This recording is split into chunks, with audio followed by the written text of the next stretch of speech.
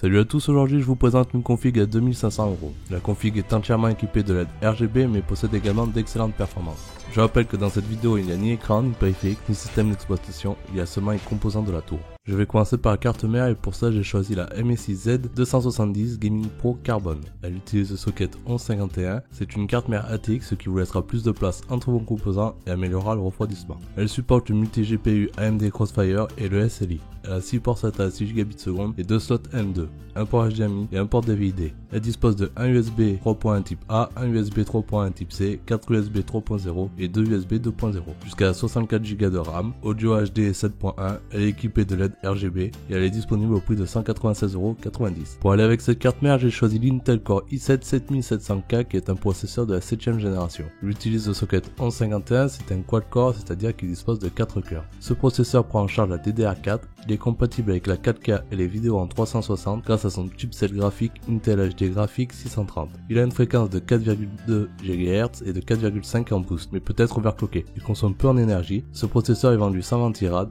et il est disponible au prix de 409,90€.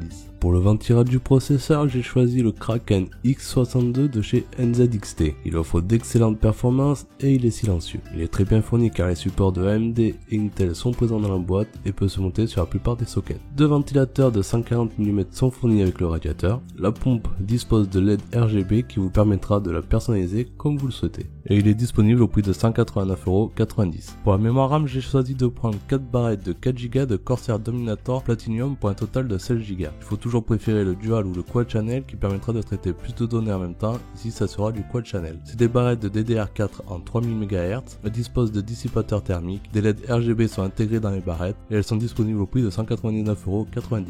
Je vous conseille également les G-Skill Trident Z RGB, 2 barrettes de 8 Go pour un total de 16 Go, également en 3000 MHz. Elles sont compatibles Asus Aura pour avoir les mêmes couleurs et effets que sur votre carte mère Asus et elles sont disponibles au prix de 179,90€.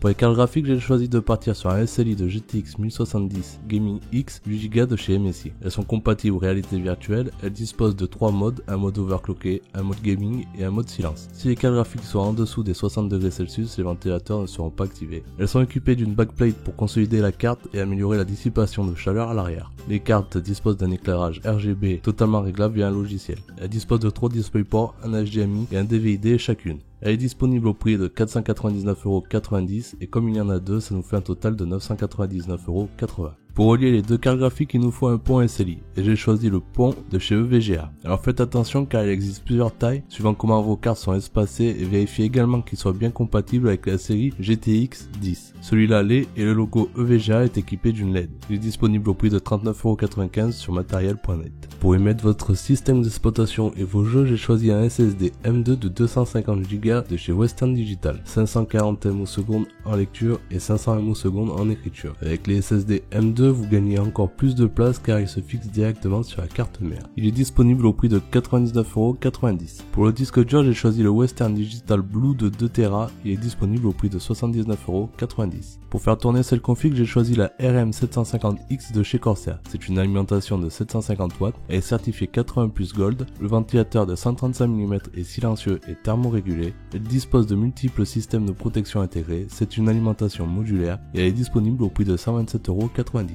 Et pour mettre toute cette config, j'ai choisi le Corsair Crystal 460X RGB. C'est un boîtier de taille moyenne disponible en plusieurs coloris, ici j'ai choisi le noir. Il est livré avec 3 ventilateurs 120 mm à LED RGB à l'avant, aucun ventilateur arrière n'est livré avec, donc je vous conseille d'en acheter un de 120 mm. Il dispose d'une fenêtre latérale pour admirer la config. Sur la façade avant, vous retrouvez 2 USB 3.0 pour micro, pour casque, le bouton de démarrage et de reset, ainsi qu'un contrôleur LED.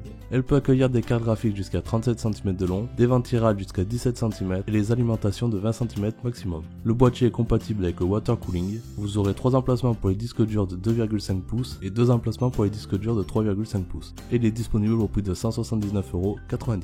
Ce qui nous fait un total de 2524€ pour une excellente config gamer et streamer. Je sais que je peux économiser sur quelques composants, mais j'ai voulu faire une config full RGB, mais elle possède également d'excellentes performances. Si vous avez aimé la vidéo, n'hésitez pas à mettre un pouce bleu, partager et à vous abonner. Je vous dis à bientôt pour une prochaine vidéo. Ciao.